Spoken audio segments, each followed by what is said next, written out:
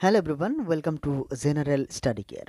আমি সাগর মণ্ডল। আজকের এই ভিডিওতে কিছু জেনারেল নলেজের প্রশ্ন নিয়ে হাজির হয়েছি। অ্যাকচুয়ালি আগামীতে যে এই বিভিন্ন এক্সামগুলি রয়েছে না, PSC food SI, PSC miscellaneous, PSC clerkship যে এক্সামগুলি রয়েছে, সে সকল এক্সাম বা পরীক্ষার জন্য এ ধরনের প্রশ্নগুলি কিন্তু খুবই গুরুত্বপূর্ণ। তো আশা রাখছি ভিডিওটি তোমাদের ভালো লাগবে এবং ভিডিওটি ভালো লাগলে লাইক, কমেন্ট এবং শেয়ার করবে।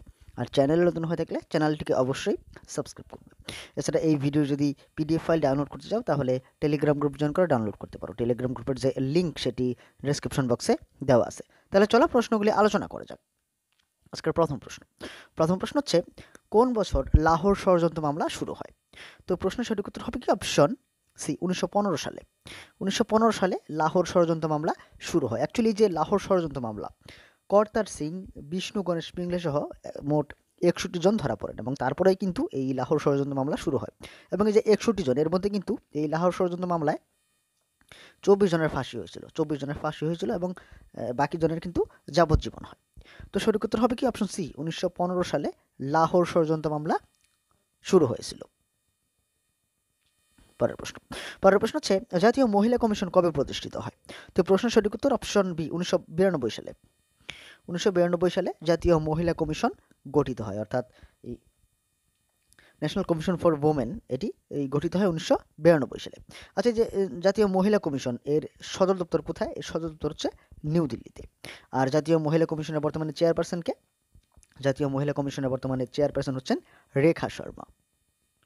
পরের প্রশ্ন পরের প্রশ্ন হচ্ছে, কোন বছর শিবাজী নিজেকে রাজা হিসেবে ঘোষণা করেন? তো সঠিক উত্তর হবে অপশন ডি, ১৬৭৪ সালে।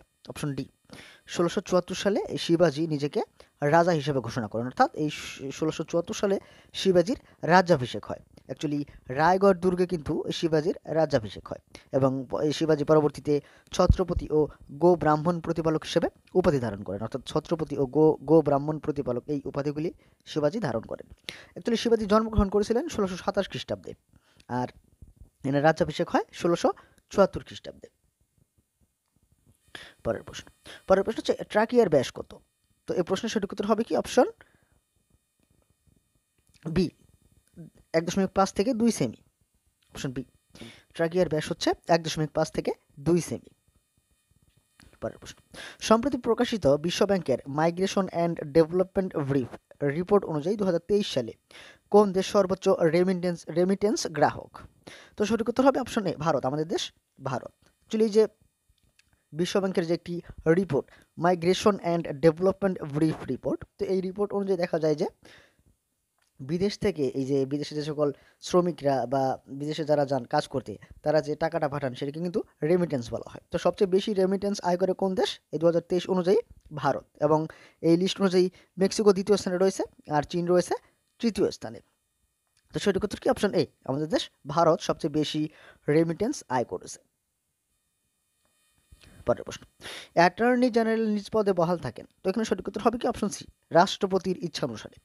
অর্থাৎ আমাদের যে অ্যাটর্নি জেনারেল, ভারতের যে অ্যাটর্নি জেনারেল, তিনি কিন্তু রাষ্ট্রপতির ইচ্ছা অনুসারে এই নিজ পদে বহাল থাকেন। মূলত ৫ বছরের জন্যই হন, কিন্তু তারপরেও রাষ্ট্রপতির ইচ্ছা অনুসারে ইনি বহাল থাকেন।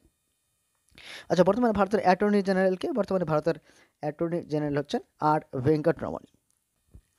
পরের প্রশ্ন পরের প্রশ্ন হচ্ছে, নিচের কোন ধাতুটি হাইড্রোজেন গ্যাসকে শোষণ করে? তো এখানে সঠিক উত্তর হবে কি? অপশন ডি, সবকটি। অর্থাৎ এই যে অপশন এতে রয়েছে আয়রন, অপশন বিতে রয়েছে প্যালাডিয়াম এবং অপশন সিতে রয়েছে কি? প্লাটিনাম। তো এই তিনটি ধাতুই কিন্তু হাইড্রোজেন গ্যাসকে শোষণ করে। তো সঠিক উত্তর কি? অপশন ডি, সবকটি। অর্থাৎ সবকটি ধাতু হাইড্রোজেন গ্যাসকে শোষণ করে। পরের প্রশ্ন হচ্ছে, নিচের কোন গ্রহটি সব থেকে ঠান্ডা? তো এখানে সঠিক উত্তর হবে কি? Option C, Pluto. আচ্ছা, একটু স্পেলিং মিস্টেক হয়েছে বানানে। তো এই সবচেয়ে ঠান্ডা হচ্ছে প্লুটো গ্রহ। আমাদের যে সৌরমণ্ডল রয়েছে তার মধ্যে সবচেয়ে ঠান্ডা হচ্ছে প্লুটো। আর সবচেয়ে গরম কোনটা? সবচেয়ে গরম হচ্ছে বুধ গ্রহ। আচ্ছা, পৃথিবীর সবচেয়ে কাছের গ্রহ কোনটি? তো পৃথিবীর সবচেয়ে কাছের গ্রহ হচ্ছে মঙ্গল গ্রহ। পরের প্রশ্ন পরের প্রশ্ন হচ্ছে, গদর পার্টির প্রথম সভাপতি কে ছিলেন? তো এখানে সঠিক উত্তর কি? Option D, sorry, option C হবে মোহন সিং ভাগনা। অ্যাকচুয়ালি এই যে গদর পার্টির প্রথম সভাপতি ছিলেন মোহন সিং ভাগনা। আমরা জানি গদর পার্টি এটি প্রতিষ্ঠা করা হয় ১৯১৩-তে। ১৯১৩-তে এই লালা হরদয়াল নিউ ইয়র্কে কিন্তু এই গদর পার্টি প্রতিষ্ঠা করেন। তো গদর পার্টির প্রথম সভাপতি ছিলেন মোহন সিং ভাগনা আর পার্টির প্রতিষ্ঠা করেন লালা হরদয়াল। পরের প্রশ্ন, সম্প্রতি ভারত ও কোন দেশের মধ্যে খঞ্জন নামক সামরিক মহড়া শুরু হয়েছে? তো সঠিক উত্তর কি? Option B Kyrgyzstan, sorry option A Kazakhstan. Bharat ও কাজাকিস্তানের মধ্যে খঞ্জন নামক সামরিক মহড়া শুরু হয়েছে, অর্থাৎ সম্পন্ন হয়েছে। এই সম্প্রতি ভারত ও কাজাকিস্তানের মধ্যে খঞ্জন নামক সামরিক মহড়া অনুষ্ঠিত হয়েছে। আচ্ছা, কোথায় অনুষ্ঠিত হয়েছে এই খঞ্জন নামক যে সামরিক মহড়া, সেটি ভারত ও কাজাকিস্তানের মধ্যে হিমাচল প্রদেশের বালখোতে অনুষ্ঠিত হয়েছে। তো সঠিক উত্তর কি? অপশন এ ভারত ও কাজাকিস্তানের মধ্যে। পরের প্রশ্ন, কে ভারতে ইংরেজি শিক্ষার প্রচলন করেন? তো প্রশ্নের সঠিক উত্তর হবে কি? Option B Lord William Bentinck. Lord William Bentinck এই ভারতে ইংরেজি শিক্ষার প্রচলন করেন। অ্যাকচুয়ালি 1835 সালে কিন্তু লর্ড উইলিয়াম বেন্টিকের সময় এই ইংরেজি শিক্ষা ভারতের সরকারি ভাষা হিসেবে স্বীকৃতি পায়। তো সঠিক উত্তর হবে কি? Option B Lord William Bentinck ভারতে ইংরেজি শিক্ষার প্রচলন করেন। অ্যাকচুয়ালি যে উইলিয়াম বেন্টিক, এনার সময় কিন্তু 1835 সালে মেকলে মিনিট প্রকাশিত হয়েছিল, মেকলে মিনিট। এবং লর্ড উইলিয়াম বেন্টিক 1829 সালে সতীদাহ প্রথা রদ করেন রাজা রামমোহন রায়ের প্রচেষ্টায়। এবং লর্ড উইলিয়াম বেন্টিক ইনি এই বাংলার শেষ এবং ভারতের প্রথম গভর্নর ছিলেন। পরের প্রশ্ন, কোন রাজ্যে নববর্ষ উৎসব বিশু উদযাপিত হয়? তো সঠিক উত্তর কি? Option A Kerala. কেরালাতে এই নববর্ষ উৎসব বিশু উদযাপিত হয়। এছাড়া আমরা জানি ওনাম হচ্ছে কেরালার একটি বিখ্যাত উৎসব, ওনাম। পরের প্রশ্ন হচ্ছে, ভারতের কোন অভয়ারণ্যে এক শৃঙ্গ গন্ডার সংরক্ষণ করা হয়? তো সঠিক উত্তর হবে option B Kaziranga. Kaziranga national park, এটি কিন্তু আসামে অবস্থিত। তো কাজিরাঙ্গা ন্যাশনাল পার্ক বা অভয়ারণ্যে এক শৃঙ্গ গন্ডার সংরক্ষণ করা হয়। আচ্ছা, পশ্চিমবঙ্গের কোন অভয়ারণ্যে এই এক শৃঙ্গ গন্ডার সংরক্ষণ করা হয়? জলদাপাড়া। পশ্চিমবঙ্গের যে জলদাপাড়া অভয়ারণ্য রয়েছে, সেখানেও কিন্তু গন্ডার সংরক্ষণ করা হয়। আর অপশন ডিতে রয়েছে কি? সুন্দরবন। তো আমরা জানি সুন্দরবন হচ্ছে রয়্যাল বেঙ্গল টাইগারের জন্য বিখ্যাত। তো এখানে সঠিক উত্তর অপশন বি কাজিরাঙ্গা অভয়ারণ্যে এক শৃঙ্গ গন্ডার সংরক্ষণ করা হয়। আচ্ছা, যে আসামের কাজিরাঙ্গা ন্যাশনাল পার্ক, কাজিরাঙ্গা, এটি হচ্ছে ভারতের প্রথম ন্যাশনাল পার্ক যেটি স্যাটেলাইট দ্বারা পরিচালিত হয়। পরের প্রশ্ন হচ্ছে, লালা গ্রন্থি থেকে নিঃসৃত লালা রসে শর্করা ভঙ্গক বা অ্যামাইলোলাইটিক উৎসেচক হলো? তো এখানে সঠিক উত্তর হবে কি? Option A maltase. লালা গ্রন্থি থেকে নিঃসৃত লালা রসে শর্করা ভঙ্গক বা অ্যামাইলোলাইটিক উৎসেচক হচ্ছে মল্টেজ। পরের প্রশ্ন হচ্ছে, কবে ইস্ট ইন্ডিয়া বাংলা, বিহার ও উড়িষ্যার রাজস্ব আদায়ের অধিকার লাভ করে? তো সঠিক উত্তর হবে অপশন বি 1765 সালের 12 আগস্ট। ইস্ট ইন্ডিয়া কোম্পানি এই 1765 সালের 12 আগস্ট বাংলা, বিহার ও উড়িষ্যার রাজস্ব আদায়ের অধিকার লাভ করে। পরের প্রশ্ন, নিচের কোনটি কাবেরী নদীর উপনদী? তো এখানে সঠিক উত্তর কি? অপশন ডি সবগুলি। অর্থাৎ এই যে অপশন এতে রয়েছে হিমবতী, অপশন বিতে রয়েছে সিমসা এবং অপশন সিতে রয়েছে ভবানী। তো অ্যাকচুয়ালি তিনটি নদী কিন্তু কাবেরী নদীর উপনদী। আচ্ছা, যে কাবেরী নদী, আমরা জানি দক্ষিণ ভারতের একটি বিখ্যাত নদী কাবেরী নদী, কারণ এই কাবেরী নদীর জল নিয়ে কিন্তু কর্ণাটক ও তামিলনাড়ু এই দুটি রাজ্যের মধ্যে প্রায় সংঘাত হয়ে থাকে।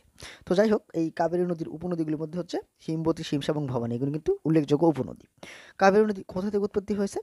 কাবেরী নদী উৎপত্তি হয়েছে পশ্চিমঘাট পর্বতের ব্রহ্মগিরি পাহাড় থেকে। আর কাবেরী নদীর দৈর্ঘ্য কত? 800 কিলোমিটার। কাবেরী নদীর দৈর্ঘ্য হচ্ছে 800 কিলোমিটার। এবং বললামই এই কর্ণাটক ও তামিলনাড়ু এই দুটি রাজ্যের মধ্যে এই কাবেরী নদী প্রবাহিত হয়েছে এবং এটি পতিত হয়েছে কোথায়? বঙ্গোপসাগরে। পরের প্রশ্ন হচ্ছে, নিম্নলিখিত বিষয়গুলির মধ্যে কোনটি আরএনএ এর কাজ? তো এখানে সঠিক উত্তর হবে কি? অপশন বি প্রোটিন সংশ্লেষ ও রাইবোজোম তৈরিতে সাহায্য করা। এই যে প্রোটিন সংশ্লেষ ও রাইবোজোম তৈরিতে সাহায্য করে, এটি হচ্ছে আরএনএ এর কাজ, আরএনএ এর কাজ। পরের প্রশ্ন হচ্ছে, নিম্নের কোনগুলি নিয়ে ভারতের সংসদ গঠিত হয়েছে? তো এখানে সঠিক উত্তর হবে কি? অপশন সি রাষ্ট্রপতি, লোকসভা ও রাজ্যসভা। রাষ্ট্রপতি, লোকসভা ও রাজ্যসভা এই তিনটি নিয়েই কিন্তু মূলত ভারতের সংসদ গঠিত হয়েছে। পরের প্রশ্ন, নিচের কোন তথ্যটি সঠিক নয়? তো এখানে সঠিক উত্তর হবে কি? অপশন বি পরমাণু নিরেট হয়, এটা কিন্তু সঠিক নয়। এই যে চারটে যে অপশন রয়েছে না, তো এর মধ্যে এই অপশন বিতে রয়েছে যে পরমাণু নিরেট হয়, এই তথ্যটি সঠিক নয়। কিন্তু বাকি যে রয়েছে না, নিউক্লিয়াস পজিটিভ তড়িৎগ্রস্ত হয়, এটি সঠিক। নেগেটিভ তড়িৎগ্রস্ত ইলেকট্রনগুলি থাকে নিউক্লিয়াসের বাইরে, এটিও সঠিক। আর পরমাণু কেন্দ্রে নিউক্লিয়াস থাকে, এটিও সঠিক। পরের প্রশ্ন হচ্ছে, কাদের মধ্যে সমবায় সন্ধি স্বাক্ষরিত হয়েছিল? তো সঠিক উত্তর অপশন এ পেশোয়া দ্বিতীয় মাধবরাও এবং ওয়ারেন হেস্টিংস। পেশোয়া দ্বিতীয় মাধবরাও এবং ওয়ারেন হেস্টিংস এদের মধ্যেই মূলত এই সরল সন্ধি বা সরল চুক্তি স্বাক্ষরিত হয়েছিল। আচ্ছা, কত সালে স্বাক্ষরিত হয়? 1782 সালে। 1782 সালে এই পেশোয়া দ্বিতীয় মাধবরাও এবং ওয়ারেন হেস্টিংসের মধ্যে কিন্তু সলবের চুক্তি বা সলবের সন্ধি স্বাক্ষরিত হয়েছিল। অ্যাকচুয়ালি যে সলবের সন্ধি এর দ্বারাই কিন্তু প্রথম ইঙ্গ মারাঠা যুদ্ধের অবসান ঘটে। অ্যাকচুয়ালি যে প্রথম ইঙ্গ মারাঠা যুদ্ধ এটি শুরু হয়েছিল 1775-এ এবং এর সমাপ্তি হয় 1782-তে। পরের প্রশ্ন, কোন গায়ককে প্রিন্স অফ ভাংড়া বলা হয়? তো সঠিক উত্তর হবে কি? Option C, Sukhwinder Singh. সুখবিন্দর সিংকে প্রিন্স অফ ভাংড়া বলা হয়। পরের প্রশ্ন, নিচের কোনটি রাজস্থানে, অ্যাকচুয়ালি এটা রাজস্থান হবে, যাই হোক। তো প্রশ্ন হচ্ছে নিচের কোনটি রাজস্থানে অবস্থিত নয়? তো এখানে সঠিক উত্তর অপশনটি নারওয়ার দুর্গ। অ্যাকচুয়ালি যে নারওয়ার দুর্গ এটি মধ্যপ্রদেশে অবস্থিত। মধ্যপ্রদেশের যে শিবপুরি জেলা রয়েছে সেখানে এই নারওয়ার দুর্গ অবস্থিত। কিন্তু বাকি তিনটি অপশন না রয়েছে না, কার্নি মাতা মন্দির, একলিংজি এবং জুনাগড় দুর্গ, এই তিনটি কিন্তু রাজস্থানে অবস্থিত। পরের প্রশ্ন, ব্যাস সম্মান কোন ক্ষেত্রে দেওয়া হয়? তো এখানে সঠিক উত্তর হবে অপশন সি, সঙ্গীত, অপশন বি, সাহিত্য। ব্যাস সম্মান সাহিত্যের ক্ষেত্রে কিন্তু এই ব্যাস সম্মান দেওয়া হয় বা ব্যাস পুরস্কার প্রদান করা হয়। পরের প্রশ্ন, নিচের কোনটি পশ্চিম উপকূলে অবস্থিত? তো প্রশ্নের সঠিক উত্তর কি? অপশন ডি, সবগুলি। অর্থাৎ এই যে রন, অর্থাৎ কচ্ছের রন, মালাবার উপকূল সমভূমি এবং কচ্ছ দ্বীপ, এই তিনটি হচ্ছে পশ্চিম উপকূলে অবস্থিত। এই যেখানে যদি আমি এটা ভারতের, মনে করি এটা ভারতের ম্যাপ, দক্ষিণ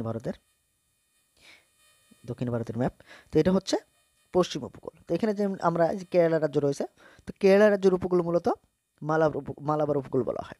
আর এই যে রন এবং কচ্ছ দ্বীপ, আমরা জানি রন এবং কচ্ছ দ্বীপ কিন্তু এই যে গুজরাতের এখানে অবস্থিত, গুজরাতে। তো যাই হোক, এগুলি সবই পশ্চিম উপকূলে অবস্থিত। পরের প্রশ্ন হচ্ছে, প্রীতিলতা বৈদ্যদের নেতৃত্বে কবে পাহাড়তলিতে ইউরোপিয়ান ক্লাবে আক্রমণ চালানো হয়? তো এখানে সঠিক উত্তর হবে অপশন বি, 1932 সালের সেপ্টেম্বর মাসে। 1932 সালের সেপ্টেম্বরে কিন্তু এই প্রীতিলতা বৈদ্যদের নেতৃত্বে পাহাড়তলি, অর্থাৎ চট্টগ্রামের যে পাহাড়তলি ক্লাব, সেখানে পাহাড়তলি ইউরোপিয়ান ক্লাবে আক্রমণ চালানো হয়। কিন্তু পরবর্তীতে এই যে প্রীতিলতা বৈদ্যদার ইনি বিষ খেয়ে আত্মহত্যা করেন। তো বন্ধুরা, এই ছিল আজকের ভিডিও, যেখানে জেনারেল নলেজ থেকে কিছু গুরুত্বপূর্ণ এমসিকিউ প্রশ্ন আলোচনা করলাম। তো ভিডিওটি কেমন লেগেছে অবশ্যই কমেন্ট করে জানাবে, আর ভিডিওটি ভালো লাগলে লাইক, কমেন্ট এবং শেয়ার করবে। আর চ্যানেলে নতুন হয়ে থাকলে চ্যানেলটিকে অবশ্যই সাবস্ক্রাইব করবে। পরের ভিডিওতে অন্যান্য প্রশ্নাবলী নিয়ে হাজির হব। আজকের ভিডিওটি দেখার জন্য ধন্যবাদ।